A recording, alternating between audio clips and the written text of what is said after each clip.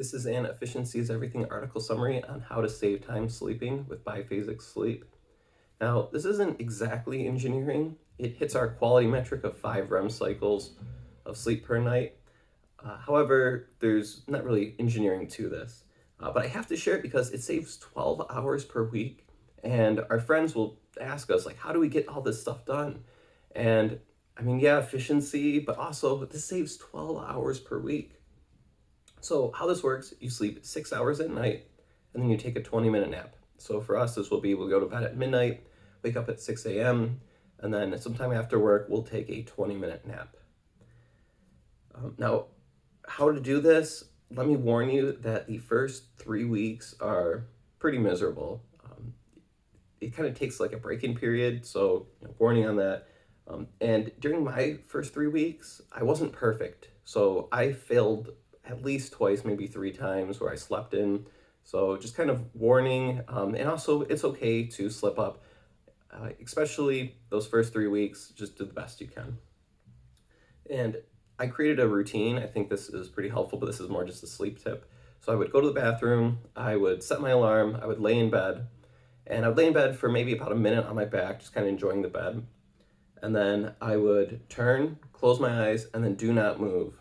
So this is the critical part. When you're only sleeping for 20 minutes, don't move, don't try to get more comfortable, just wait. Because if you can get even 5 minutes of sleep, it'll feel like hours have passed. And this is the critical aspect of biphasic sleep. So we've been doing this for over 6 years.